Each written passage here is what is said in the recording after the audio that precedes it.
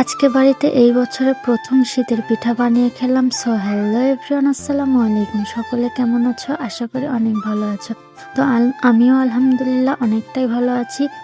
যেহেতু শীত পড়েই গেছে, এক কথায় গ্রাম অঞ্চলে এখন অনেকটাই শীত পড়েছে, কিন্তু যারা শহরে আছে তারা তো শীত মানে বুঝতেই পারছে না, হয়তো হালকা পড়েছে, কিন্তু গ্রাম অঞ্চলে সবসময় একটু বেশিই শীত পড়ে।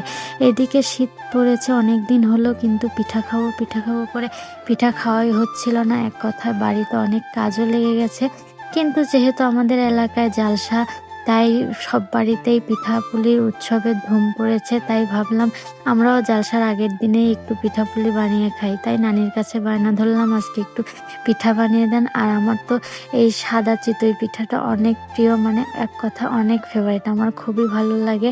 আমার মিষ্টি কোনো জিনিসই ভালো লাগে না, কিন্তু এক কথায় মিষ্টি ছাড়া ঝাল অথবা টক সব কিছুই অনেক ভালো লাগে।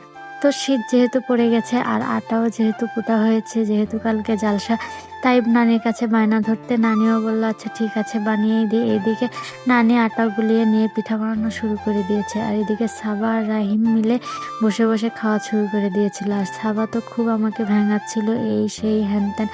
তারপরেও ভাবলাম যে সবাই মিলে যেহেতু পিঠা খাবো, মজা করেই খাই। আর এইদিকে পিঠা বানানোর সময় পিঠা প্রথম প্রথম একদমই ভালো হচ্ছিল না, আর কেমন যেন হচ্ছিল। আর পিঠা যদি না ফুলে তাহলে একদমই পিঠা খেতেও ভালো লাগে না, আর দেখতেও ভালো লাগে না।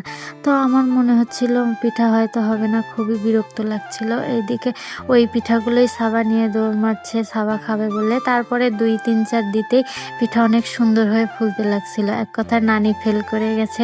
তারপরে আমার বড় ভাবি বসলো পিঠা বানাতে, ভাবি পিঠা বানাতে লেগেই অনেক সুন্দর হচ্ছিল পিঠা।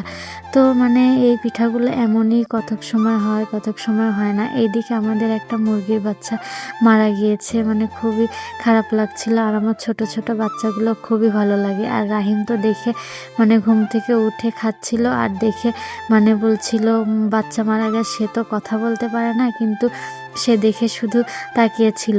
তারপরে এই তো পিঠা বানাতে বানাতে রাত হয়ে গেছিল, আর সবাই মিলে একসাথে খাচ্ছিল।